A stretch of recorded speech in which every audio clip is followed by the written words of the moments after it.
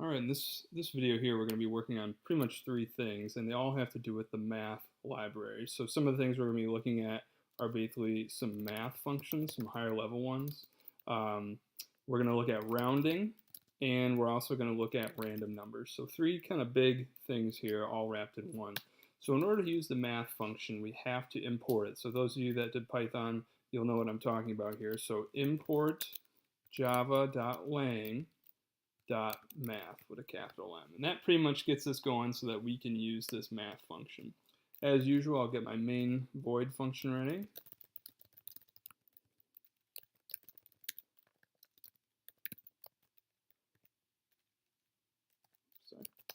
And there we go. And now what I'm going to do is I'm just going to demonstrate, let's say, a square root function. And so if I say double x is going to be my number, and I say x equals math.sqrt, and then we'll say, let's do the number 10. And so if I want to print that, I'll just output that. And we'll look at that one here. And so obviously the square root of 10 is sort of an irrational number, 3.16222. And just to prove to you that this is working right, I'll do 9 to show you that it obviously is 3. Now, let's go back to that 10 number here. And just to emphasize, square root's the only one I'm going to do in this video. If you look up the library of math, there's cosine, sine, floor, ceiling, minimum, maximum, any type of thing that your graphing calculator can do, it can do and more. So all you got to do is go and look at the library documents and you'll see all sorts of stuff. I'm just going to stop it at square root here. Now, what if we wanted to round this? So what I want to do for rounding is a little odd the way it looks, but once you catch on, it's not too bad. So I've got x equal to this number. Now I'm going to reassign x to basically be itself, but I'm going to say x equals math.round. Now I'm going to do what x was. Let's say I want to do 2 decimal places. If I want to do 2 decimal places, I'm going to do times 100 because 100 has 2 decimal places. Then I'm going to divide it by 100.0. Now it seems a little weird. I'm going to put a semicolon here. And then let's go ahead and print that. So, 3.16, that's 2 decimal places. If I want to do 3 decimal places, I'll just put this out one more in both of these spots. 3.162, and if I want to do one more, 3.1623. Let's say I want to do 1 decimal place. Well, that would be 10, 1 0 after it. And you can see it's actively rounding. It's not just cutting off numbers.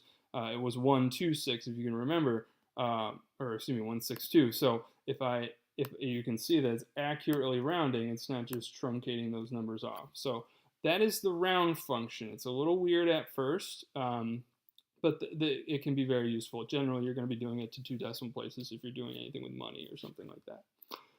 Okay, so square root, rounding, let's take a look at random numbers. So random numbers can also be a little bit odd. It can be a little different at first, but once we get it, it's not too bad. I'm going to go ahead and do an int y here. We'll get a different number going.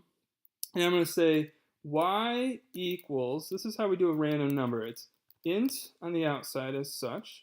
Then it's math.random, open and close parentheses.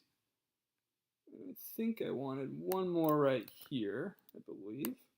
Then we want to do, it's always going to be, and I'll explain this in a second here. I'm going to do times 10 plus 1. Let me just make sure this is working out okay, and then I will go back in and explain that here. So what this is this is a random number between 1 and 10. Now you might think, well, that's really simple. This is 1, this is 10. Well, the simple number here is this is always your starting number. But this is not necessarily your ending number. What this number is right here is how many possibilities you want. Okay? So this is a random number between 1 and 10 because there are 10 numbers from 1 to 10. Now let's say I want to do a random number between, let's say, 5 and 15. Okay? Well, my starting number is 5, so that number is going to go right here. Now 15 is not going to go here. How many choices are there between 5 and 15? Well, if we include 5 and include 15, that's actually 11. 5, 6, 7, 8, 9, 10, 11, 12, 13, 14, 15. That's 11 numbers. So that's 11 choices. So this is how many choices. This is your starting number. So that will give us a random number between 5 and 15. Okay, and you can run it, and you're going to get basically the same output each time. Okay, you see we said 5. I'm going to go maybe until I can see a 15. If it doesn't work, I'll move on here. But basically that's what that's doing. So another example here, let's say it's going to be between 9 and 14. So my starting number is 9. Between 9 and 14, there's 9, 10, 11, 12, 13, 14. That's 6 options. I'm going to put a 6 right here. It might seem a little weird. But again, this is between 9 and 14. There's that 14 right there. So you can see that's how that works. This is your starting number. This is how many choices there are. Okay? And that's how the Math Random Library works.